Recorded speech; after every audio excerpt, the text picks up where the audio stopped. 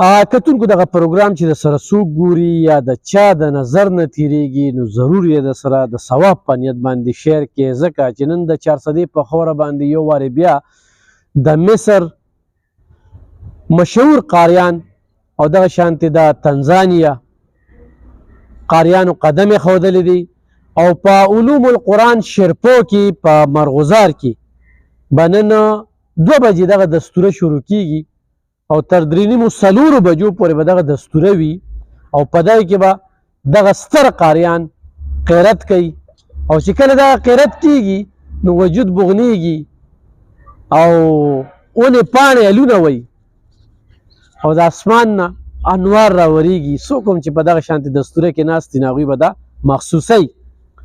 بیا د دغې علوم القرآن والسنه محتمم چې کوم دی قاري روح الله صاحب چې د پاکستان په کچه باندې واړ اغوستی په قیرت کې او دا د هغه مرخون منت دی چې هغه دغه بهر ملکونو ته ملاړه په مختلفو ځایونو کې هغه قیرت کوي او د هغه دغه اواز دپاره د مصر او تنزانیا او د دې نورو ځایونو نه د هغه په دعوت 400 ته راځي.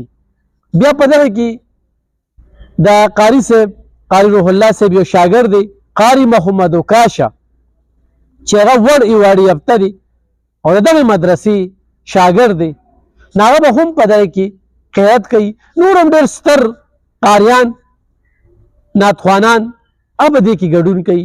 نن د جمعې په دغه مبارکه ورځ باندې یعنې نن چې چا مخې ته هم دا تېرېږي دا سره شعر کې چې د 2 بجو نه واله یا د جمعې مونځ چې کوم دی دغه مدرسې ته ورسوي او یو ډېره ښکلې بختوره او د انوارو ډکه روحاني غونډه ده.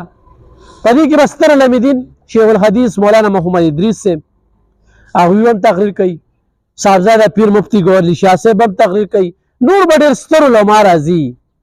ما خپله یو فریضه ګڼله چې زما کتونکي خو هم خبر شي د دې مبارکې دستورې نه، چونکې دغه مدرسه د الله کور دی او د الله نه پس موږ یې وسیله یو.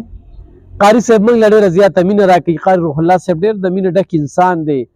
په دې 400 کې چې کله مدرسې ته ځي هغه سره ټیم ته اخیستل کېږي خو یو ډېر عجیز انسان.